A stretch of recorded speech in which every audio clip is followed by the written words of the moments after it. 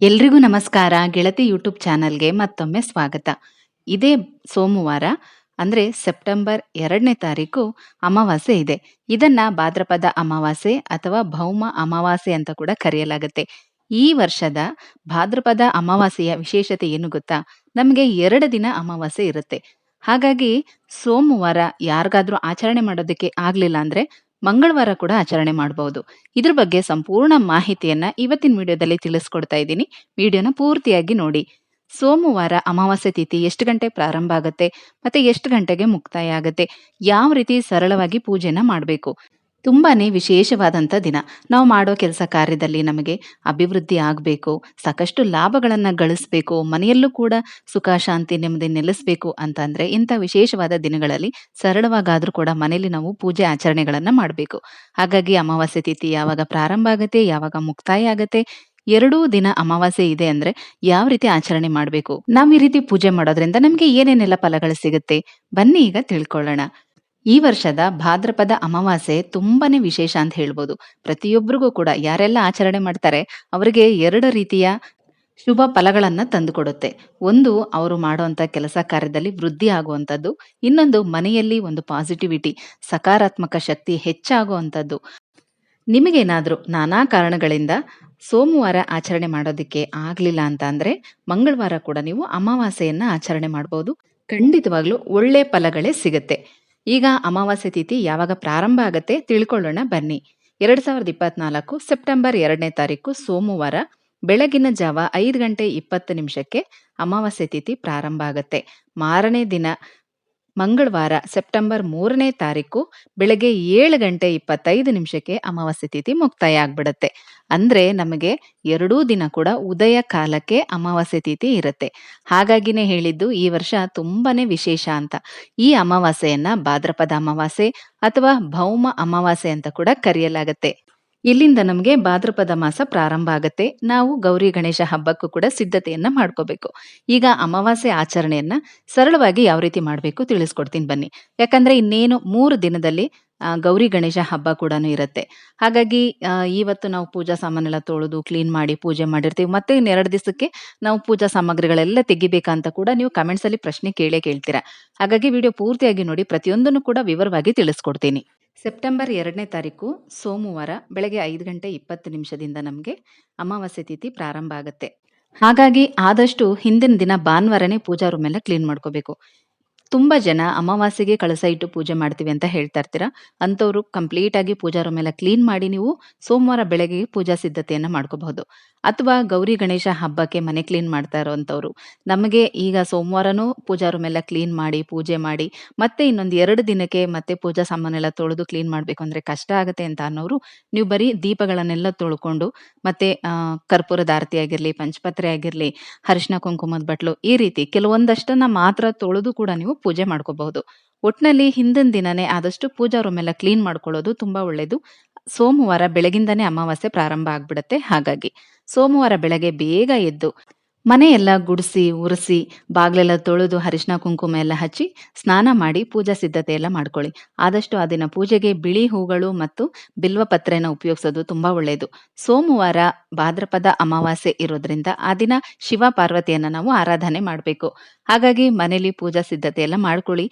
ಮನೆಯಲ್ಲಿ ಹಣಕಾಸಿಂದಾಗ್ಲಿ, ಆರೋಗ್ಯದ್ದಾಗ್ಲಿ ಅಥವಾ ಗಂಡ ಹೆಂಡತಿ ಹೊಂದಾಣಿಕೆ ಇಲ್ಲ, ತುಂಬಾನೇ ಕಿರಿಕಿರಿ ಜಗಳ, ಕೆಲವ್ರಿಗಂತೂ ಪೂಜೆ ಮಾಡಿದ್ದೇನೆ ಮನೇಲಿ ಜಗಳ ಆಗತ್ತೆ ಅಂತ ಹೇಳ್ತಾರೆ. ಇಂಥವ್ರು ಆದಷ್ಟು ಪ್ರತಿ ಸೋಮವಾರ ಒಂದು ಪುಟ್ಟ ಶಿವಲಿಂಗನ ಮನೇಲಿ ತಂದಿಟ್ಕೊಳ್ಳಿ. ಬೆಳ್ಳಿದಾಗ್ಲಿ ಅಥವಾ ಪಂಚಲೋಹದ್ದಾಗ್ಲಿ, ಹಿತ್ತಾಳೆ, ತಾಮ್ರ, ಈ ರೀತಿ ಗ್ರಂಥಿಗೆ ಅಂಗಡಿಗಳಲ್ಲೂ ಕೂಡ ಪುಟ್ಟ ಶಿವಲಿಂಗ ಸಿಗುತ್ತೆ.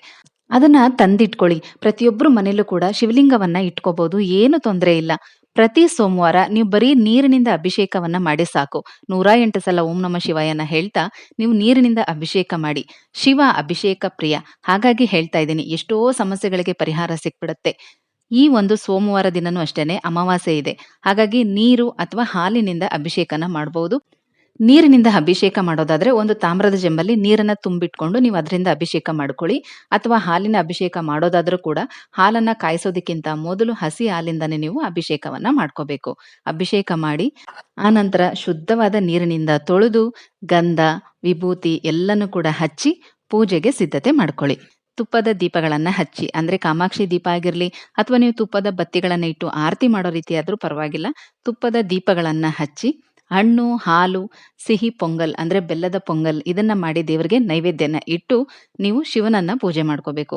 ಮೊದಲು ಗಣಪತಿನ ಪ್ರಾರ್ಥನೆ ಮಾಡ್ಕೊಳ್ಳಿ. ಅದಾದ ನಂತರ ಶಿವನ ಅಷ್ಟೋತ್ತರವನ್ನ ಹೇಳ್ತಾ ಬಿಲ್ವ ಪತ್ರೆಯಿಂದ ಶಿವನಿಗೆ ಅರ್ಚನೆ ಮಾಡ್ಕೊಳ್ಳಿ. ನಿಮಗೆ ಅಷ್ಟೋತ್ತರ ಹೇಳೋದಿಕ್ ಬರಲ್ಲ ಅಂದ್ರೆ, ಯಾಕಂದ್ರೆ ಶಿವನ ಸ್ತೋತ್ರಗಳು, ಅಷ್ಟೋತ್ರಗಳು, ಸಹಸ್ರನಾಮ ಇದೆಲ್ಲ ಕೂಡ ಸ್ವಲ್ಪ ಉಚ್ಚಾರಣೆ ಕಷ್ಟನೇ ಇರುತ್ತೆ. ಹಾಗಾಗಿ ನಿಮ್ಗೆ ಉಚ್ಚಾರಣೆ ಮಾಡೋದಿಕ್ ಬರಲ್ಲ ಅಂದ್ರೆ ಓಂ ನಮಃ ಶಿವಾಯ ಅಂತ 108 ಸಲ ಹೇಳ್ತಾ ಬಿಲ್ವ ಪತ್ರೆಯಿಂದ ಅರ್ಚನೆ ಮಾಡ್ಕೊಳ್ಳಿ. ಅಥವಾ ಕೆಲ್ಸಕ್ಕೆ ಹೋಗೋರ್ಗೆ ಮನೇಲಿ ಇಷ್ಟೆಲ್ಲ ಮಾಡೋದಕ್ಕೆ ಸಮಯ ಇಲ್ಲ ಅಂತ ಅಂದ್ರೆ ಒಂದೆರಡು ಬಿಲ್ವಪತ್ರೆ ಎಲೆಗಳನ್ನ ಶಿವನಿಗೆ ಇಟ್ಟು ಪೂಜೆ ಮಾಡ್ಕೊಳ್ಳಿ. ಹೋಗೋ ದಾರಿನಲ್ಲಿ ನಿಮ್ಗೆ ಶಿವನ ದೇವಸ್ಥಾನ ಹತ್ರದಲ್ಲಿ ಏನಾದ್ರೂ ಇದ್ರೆ ಶಿವನ ದೇವಸ್ಥಾನಕ್ಕೆ ಬಿಲ್ವಪತ್ರೆನ ತಗೊಂಡ್ ಹೋಗಿ ಕೊಡಿ. ಯಾವುದೇ ಕಾರಣಕ್ಕೂ ಕಡ್ಡಿ ಸಮೇತ ತಗೊಂಡೋಗಿ ಕೊಡ್ಬೇಡಿ. ಖಂಡಿತ ದೇವ್ರಿಗೆ ಇಡೋದಿಲ್ಲ, ಅದರಲ್ಲಿ ಮುಳ್ಳಿರುತ್ತೆ. ಹಾಗಾಗಿ ಎಲೆಗಳನ್ನ ಬಿಡಿಸಿ ನಾವು ಎರಡೂ ಕೈಯಿಂದ ತಗೊಂಡ್ ಹೋಗಿ ಕೊಡ್ಬೇಕು. ದೇವರಿಗೆ ಅರ್ಚನೆ ಮಾಡ್ತಾರೆ, ತುಂಬಾ ಒಳ್ಳೇದು ಈ ರೀತಿ ಮಾಡೋದ್ರಿಂದ. ನೀವು ಶಿವನ ದೇವಸ್ಥಾನಕ್ಕೂ ಕೂಡ ತಗೊಂಡ್ ಹೋಗಿ ಕೊಡ್ಬೋದು.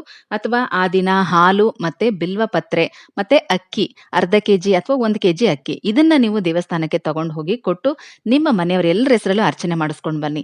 ಖಂಡಿತವಾಗ್ಲೂ ನೀವು ಅಂದ್ಕೊಂಡಿರುವಂತ ಕೆಲಸ ಕಾರ್ಯಗಳೆಲ್ಲ ತುಂಬಾ ಸುಲಭವಾಗಿ ಆಗತ್ತೆ. ದಾಂಪತ್ಯ ಜೀವನ ಸುಖವಾಗಿರುತ್ತೆ. ನಾನು ಆಗ್ಲೇ ಹೇಳ್ದಾಗೆ ಗಂಡ ಹೆಂಡತಿಗೆ ಹೊಂದಾಣಿಕೆ ಇಲ್ಲ ಅಂದ್ರೆ ಅವರು ಹೆಚ್ಚಾಗಿ ಶಿವಪಾರ್ವತಿನ ಆರಾಧನೆ ಮಾಡಬೇಕು. ಅದರಲ್ಲೂ ಈ ರೀತಿ ಒಳ್ಳೆ ಒಳ್ಳೆ ದಿನಗಳಲ್ಲಿ ಸರಳವಾಗಾದ್ರೂ ನೀವು ಈ ರೀತಿ ಆಚರಣೆಗಳನ್ನ ಮಾಡ್ಕೊಳ್ಳೋದ್ರಿಂದ ನಿಮ್ಮ ದಾಂಪತ್ಯ ಜೀವನದಲ್ಲಿ ಇರುವಂತ ಸಮಸ್ಯೆಗಳು ತುಂಬಾ ಬೇಗ ನಿವಾರಣೆ ಆಗ್ಬಿಡುತ್ತೆ. ಆ ದಿನ ಬೆಳಗ್ಗೆ ಅಥವಾ ಸಂಜೆ ನೀವು ಈ ಕೆಲಸನ ಮಾಡಬಹುದು. ಆದ್ರೆ ಅಭಿಷೇಕ ಮಾಡೋದಾದ್ರೆ ಬೆಳಗ್ಗೆನೆ ಮಾಡಬೇಕು, ತುಂಬಾ ಒಳ್ಳೇದು. ಬೆಳಗ್ಗೆ 5:20ಕ್ಕೆ ಅಮಾವಾಸ್ಯೆ ಪ್ರಾರಂಭ ಆಗತ್ತೆ. ಹಾಗಾಗಿ 6 ಗಂಟೆಯಿಂದ ನೀವು ಪೂಜೆನ ಪ್ರಾರಂಭ ಮಾಡ್ಕೊಂಡ್ರು ಬೆಳಗ್ಗೆ 8 ಗಂಟೆ ಒಳಗಾಗಿ ಮುಗಿಸ್ಕೋಬಹುದು. ಅಥವಾ ಸಂಜೆ ಬಂದು ನೀವು ಶಿವನಿಗೆ ಅರ್ಚನೆ ಎಲ್ಲ ಮಾಡ್ಕೋಬಹುದಾ ಅಂದ್ರೆ ಖಂಡಿತ ಮಾಡಿ. ಸಂಜೆ 5:30 ನಂತರ ನೀವು ಮಾಡ್ಕೋಬಹುದು. ಇನ್ನು ಮಂಗಳವಾರ ಆ ದಿನ ಕೂಡ ನಮ್ಗೆ ಅಮಾವಾಸ್ಯೆ ತಿಥಿನೇ ಇರುತ್ತೆ.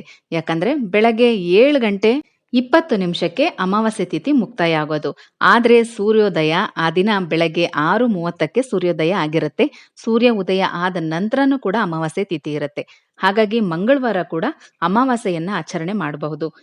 ಈ ದಿನ ತುಂಬಾ ವಿಶೇಷವಾಗಿ ಸುಬ್ರಹ್ಮಣ್ಯ ಸ್ವಾಮಿ ಮತ್ತು ಆಂಜನೇಯ ಸ್ವಾಮಿಯನ್ನ ನಾವು ಆರಾಧನೆ ಮಾಡಬೇಕು. ದೇವಸ್ಥಾನಗಳಿಗೆ ಹೋಗಿ ತುಳಸಿ ಹಾರ, ವಿಳ್ಳೆದೆಲೆ ಹಾರನ ಕೊಟ್ಟು ಬನ್ನಿ. ಆಂಜನೇಯ ಸ್ವಾಮಿ ದೇವಸ್ಥಾನಕ್ಕೆ ಸಾಧ್ಯವಾದ್ರೆ ಬೆಲ್ಲದ ದೀಪಗಳನ್ನ ಹಚ್ಚಬಹುದು. ಇನ್ನು ಸುಬ್ರಹ್ಮಣ್ಯೇಶ್ವರನಿಗೂ ಅಷ್ಟೇ ಮಣ್ಣಿನ ದೀಪಗಳು 6 ದೀಪಗಳನ್ನ ತುಪ್ಪ ಹಾಕಿ ಹಚ್ಚಬೇಕು. ಅಥವಾ ನೀವೇನಾದ್ರೂ ಮದುವೆಗೆ ಸಂಬಂಧಪಟ್ಟಂತೆ ಕೆಲಸ ಕಾರ್ಯಗಳನ್ನ ಮಾಡ್ತಾ ಇದ್ರೆ, ಮದುವೆ ಸೆಟ್ ಆಗ್ತಿಲ್ಲ ಅಂದ್ರೆ ಇದೇ ಮಂಗಳವಾರ 3ನೇ ತಾರೀಕು ಸೆಪ್ಟೆಂಬರ್ ಬೆಳಗ್ಗೆನೆ ನೀವು ಒಂದು ಕೆಂಪು ಬಟ್ಟೆಯಲ್ಲಿ ಒಂದ್ ಸ್ವಲ್ಪ ತೊಗರಿಬೇಳೆ, 1/4 ಕೆಜಿ ಅಷ್ಟು ತೊಗರಿಬೇಳೆ ಇದ್ರೂ ಸಾಕು, ಅದನ್ನ ಗಂಟು ಕಟ್ಟಿ ಮನೆಯಲ್ಲಿಟ್ಟು ಪೂಜೆ ಮಾಡಿ ಅದನ್ನ ತಗೊಂಡ್ ಹೋಗಿ ಅದ್ರ ಜೊತೆಗೆ ಎಲೆ, ಅಡಿಕೆ, ಬಾಳೆಹಣ್ಣು ಒಂದ್ 6 ಅಥವಾ 12 ರೂಪಾಯಿ ದಕ್ಷಿಣೆಯನ್ನ ಇಟ್ಟು ನೀವು ದೇವಸ್ಥಾನಕ್ಕೆ ತಗೊಂಡೋಗಿ ಕೊಡಿ. ನಿಮ್ಮ ಮನೆ ಹತ್ರ ಯಾವುದೇ ಸುಬ್ರಹ್ಮಣ್ಯೇಶ್ವರನ ದೇವಸ್ಥಾನ ಇದ್ರೂ ಕೂಡ ಈ ರೀತಿ ತಗೊಂಡೋಗಿ ಕೊಡ್ಬೋದು. ಅಥವಾ ದೀಪಾರಾಧನೆಗಳನ್ನ ಮಾಡಬಹುದು. ಈ ರೀತಿ ಮಾಡೋದ್ರಿಂದ ಖಂಡಿತವಾಗ್ಲೂ ಮದುವೆ ವಿಚಾರಕ್ಕೆ ಸಂಬಂಧಪಟ್ಟಂತ ಏನೇ ಕೆಲಸ ಕಾರ್ಯಗಳಿದ್ರು ಸರಾಗವಾಗಿ ಆಗತ್ತೆ. ಅಥವಾ ನೀವು ಮಕ್ಕಳಿಗೆ ಸಂಬಂಧಪಟ್ಟಂತೆ ಸಂತಾನ ಫಲಕ್ಕೋಸ್ಕರ ಪ್ರಯತ್ನ ಪಡ್ತಾ ಇದ್ರು ಕೂಡ ಇದೊಂದು ಚಿಕ್ಕ ಪರಿಹಾರನ ಮಾಡಿ ನೋಡಿ. ನಂಬಿಕೆಯಿಂದ ಮಾಡಿ ನೋಡಿ, ಖಂಡಿತವಾಗ್ಲೂ ಆ ಭಗವಂತ ಕೈ ಹಿಡಿತಾರೆ. ಅಷ್ಟೇ ಅಲ್ಲದೆ ಮನೆಯಲ್ಲಿ ನೆಗೆಟಿವಿಟಿ ತುಂಬಾ ಜಾಸ್ತಿ ಇದೆ, ಮಕ್ಕಳ ವಿದ್ಯಾಭ್ಯಾಸದಲ್ಲಿ ತುಂಬಾ ಹಿಂದೆ ಇದ್ದಾರೆ ಅಂತ ಅಂದ್ರೆ ಇದೇ ಮಂಗಳವಾರದಿಂದ 48 ದಿನ ತಪ್ಪದ ಹಾಗೆ ಹನುಮಾನ್ ಚಾಲೀಸನ ಪಠನೆ ಮಾಡೋದಕ್ಕೆ ಸಂಕಲ್ಪ ಮಾಡ್ಕೊಳ್ಳಿ. ತುಂಬಾ ಒಳ್ಳೇದು. ಹೆಣ್ಣು ಮಕ್ಕಳು ಮಾಡೋದಾದ್ರೆ ಏನಾದ್ರೂ ಮಧ್ಯದಲ್ಲಿ ಪೀರಿಯಡ್ಸ್ ಡೇಟ್ ಬಂದ್ರೆ ಆಗ 5 ದಿನ ಬಿಟ್ಟು ಮತ್ತೆ ಮುಂದುವರಿಸಬಹುದು. ನೀವೇನಾದ್ರೂ ನಿಮ್ಮ ಮಕ್ಕಳ ಕೈಯಲ್ಲಿ ಮಾಡಿಸ್ತೀರಾ ಅಂತ ಅಂದ್ರೆ ಖಂಡಿತವಾಗ್ಲೂ 48 ದಿನ ಬಿಡದ ಹಾಗೆ ಹನುಮಾನ್ ಚಾಲೀಸ್ ಪಠನೆಯನ್ನ ಮಾಡಿಸಿ, ತುಂಬಾ ಒಳ್ಳೆ ಫಲಗಳೇ ಸಿಗುತ್ತೆ. ಮನೆಯಲ್ಲಿ ಸೂತ್ಕಗಳೇನಾದ್ರೂ ಇದೆ, ಯಾವುದೇ ರೀತಿ ಸೂತ್ಕಗಳಾಗಿರಬಹುದು, ನಾವು ಕೂಡ ಪಠನೆ ಮಾಡಬಹುದು ಅಂದ್ರೆ ಖಂಡಿತವಾಗ್ಲೂ ಹನುಮಾನ್ ಚಾಲೀಸನ್ನ ಪ್ರತಿಯೊಬ್ರು ಕೂಡ ಪಠನೆ ಮಾಡಬಹುದು. ಅಂದ್ರೆ ಈಗ ಯಾರಾದ್ರೂ ತೀರ್ ಹೋಗಿದ್ರೆ 11 ದಿನದ ಕಾರ್ಯಗಳು ಮುಗಿದಿದ್ರೆ ಅಂಥವ್ರು ಕೂಡ, ನಿಮ್ಮ ಕಾರ್ಯಗಳೆಲ್ಲ ಮುಗಿದೋಗಿದ್ರೆ ಅಂಥವ್ರು ಕೂಡ ಶುರು ಮಾಡಬಹುದು. ಸಂಕಲ್ಪ ಮಾಡ್ಕೋಬೇಡಿ. ಅವತ್ತಿನ ದಿನ ನೀವು ಇವತ್ತಿಂದ ನಾನು ಪಠನೆ ಮಾಡ್ತೀನಿ, ನನ್ನ ಈ ಕಷ್ಟ ಸಮಸ್ಯೆಗಳೆಲ್ಲ ಬಗೆಹರಿಲಿ, ಅಥವಾ ಮಕ್ಕಳ ವಿದ್ಯಾಭ್ಯಾಸಕ್ಕೆ ಮಾಡ್ತಾ ಇದ್ರೆ ನೀವು ಅದನ್ನು ಕೂಡ ಪ್ರಾರ್ಥನೆ ಮಾಡ್ಕೊಂಡು ಶುರು ಮಾಡಬಹುದು. ಆದ್ರೆ ಒಂದು ನೆನ್ಪಿಟ್ಕೊಳ್ಳಿ, ನೀವ್ ಏನೇ ಪೂಜೆನ ಪ್ರಾರಂಭ ಮಾಡಿದ್ರು ಮೊದಲು ಗಣಪತಿನ ಪ್ರಾರ್ಥನೆ ಮಾಡ್ಕೋಬೇಕು. ಮೊದಲು ಗಣಪತಿಯ ಸ್ತೋತ್ರನ ಹೇಳ್ಕೊಂಡು ಆಮೇಲೆ ಬೇರೆ ಯಾವುದೇ ಮಂತ್ರ ಸ್ತೋತ್ರನೂ ಕೂಡ ನೀವು ಶುರು ಮಾಡಬಹುದು. ಇದು ಸರಳವಾದ ವಿಧಾನ. ಯಾಕಂದ್ರೆ ಈ ಎರಡೂ ದಿನ ಕೂಡ ತುಂಬಾನೇ ಅದ್ಭುತವಾದಂತ ದಿನ. ಹಾಗಾಗಿ ಎರಡೂ ದಿನ ಕೂಡ ಈ ರೀತಿ ಸರಳವಾಗಿ ಆಚರಣೆ ಮಾಡಿ. ಸೋಮವಾರ ಶಿವಪಾರ್ವತಿಯ ಪೂಜೆ ಮಾಡಬೇಕು. ಮಂಗಳವಾರ ಸುಬ್ರಹ್ಮಣ್ಯೇಶ್ವರ ಮತ್ತೆ ಆಂಜನೇಯ ಸ್ವಾಮಿಯನ್ನ ಈ ರೀತಿ ಪೂಜೆ ಮಾಡ್ಕೋಬೇಕು. ದೇವಸ್ಥಾನದಲ್ಲಿ ದೀಪಾರಾಧನೆ ಮಾಡೋದು ಮನೇಲೂ ಕೂಡ ಮಾಡಬಹುದು. ಮಂಗಳವಾರದ ದಿನ ಸುಬ್ರಹ್ಮಣ್ಯೇಶ್ವರ ಮತ್ತೆ ಆಂಜನೇಯ ಸ್ವಾಮಿಯನ್ನ ಪ್ರಾರ್ಥನೆ ಮಾಡ್ತಾ ಮನೇಲೂ ಕೂಡ ನೀವು ಬೆಲ್ಲದ ದೀಪಾರಾಧನೆಯನ್ನ ಮಾಡಬಹುದು. ಇದ್ರ ಬಗ್ಗೆ ಇನ್ನಷ್ಟು ಮಾಹಿತಿಯನ್ನ ಮುಂದಿನ ವಿಡಿಯೋದಲ್ಲಿ ತಿಳಿಸ್ಕೊಡ್ತೀನಿ. ಈಗ ನಿಮಗೆ ಅಮಾವಾಸ್ಯೆ ತಿಥಿ ಯಾವಾಗ ಪ್ರಾರಂಭ ಆಗತ್ತೆ, ಯಾವಾಗ ಮುಕ್ತಾಯ ಆಗತ್ತೆ, ನೀವು ಯಾವ್ಯಾವ ರೀತಿ ಸಿದ್ಧತೆ ಮಾಡ್ಕೋಬೇಕು ಅನ್ನೋದನ್ನ ಈ ವಿಡಿಯೋದಲ್ಲಿ ತಿಳ್ಕೊಂಡ್ರಿ ಅಲ್ವಾ? ಮುಂದಿನ ವಿಡಿಯೋದಲ್ಲಿ ಮತ್ತೆ ಸಿಗ್ತೀನಿ. ಹೋಗ್ಬರ್ಲಾ?